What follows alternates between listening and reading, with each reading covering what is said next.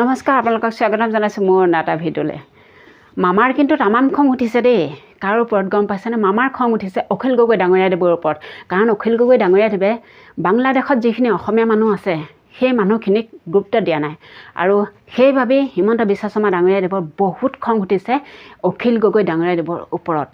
কিন্তু অখিল গগৈ ডাঙৰীয়াদেৱৰ বিৰুদ্ধে বিস্ফোৰক মন্তব্য আগবঢ়াইছে। কাৰণ অসমৰ যিখিনি অসমীয়া মানুহ আছে, বাংলাদেশত যিখিনি অসমীয়া মানুহ আছে, সেই অসমীয়া মানুহখিনি হেনো কোনো ধৰণৰ গুৰুত্ব নিদিয়ে অখিল গগৈ ডাঙৰীয়াদেৱে। অখিল গগৈ ডাঙৰীয়াদেৱেতো অসমীয়া মানুহখিনিৰ কাৰণেই মাত মাতি থাকে, নহয় জানো বাৰু? অসমীয়া মানুহখিনিৰ কাৰণে তেওঁ মাত মাতি থাকে, ৰাইজৰ দলৰ হৈ ভোট দিয়ক, কিবা কৰক। এইখিনি অখিল গগৈ ডাঙৰীয়াদেৱৰ কিছুমান মন্তব্যত দেখা যায় যে তেওঁ অসমীয়া মানুহখিনিৰ ওপৰতে মাত মাতি থাকে, অসমীয়া মানুহখিনিৰ উন্নতি হওক, উন্নতিৰ পথে মাত মাতি থাকে। কিন্তু এতিয়া দেখা গৈছে যে হিমন্ত বিশ্ব শৰ্মা ডাঙৰীয়াদেৱে কৈছে যে বাংলাদেশত যিখিনি অসমীয়া মানুহ আছে সেই মানুহখিনিৰ কাৰণে এটোপাল চকু পানী বোৱা নাই, এটোপাল চকু পানী পেলোৱা নাই মানে অখিল গগৈ। কিন্তু কিয় কান্দিব? বাংলাদেশৰ মানুহখিনিৰ কাৰণে অখিল গগৈ কিয় কান্দিব লাগিব?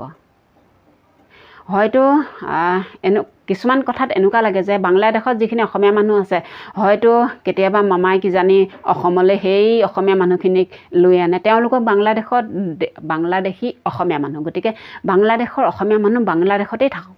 আকৌ অসমত আহিবলৈ অসমৰ যিখিনি মানুহ আছে সেইখিনি মানুহ তেওঁলোকৰ কাৰণে কিয় চকু পানী বোৱাব? অখিল গগৈ ডাঙৰীয়াদেৱে কিয় চকু পানী বোৱাব? নিশ্চয় অখিল গগৈ ডাঙৰীয়াই নালাগে, কংগ্ৰেছৰো বহুত মানুহে চাগে নিশ্চয়, বা বিজেপিত থকা বহুত মানুহেও কিজানি সেই মানুহখিনিৰ কাৰণে, যিখিনি বাংলাদেশত আছে অসমীয়া মানুহ, সেই মানুহখিনিৰ কাৰণে এটোপাল চকু পানীও নিশ্চয় নুটুকিব। কাৰণ বাংলাদেশ বেলেগ, অসমো বেলেগ, নহয় জানো বাৰু? গতিকে এই অকণমান ভিডিঅ' ক্লিপটো আপোনালোকলৈ আগবঢ়ালোঁ। কেনে লাগিছে কমেণ্টত জনাব। শৰণ হিন্দু নাগৰিকসকলৰ বাবে এটোপাল চকুলো পেলাব লাগে, আৰু এই দিনটোতো হিন্দুসকলৰ দুৰ্দশাৰ সময়তো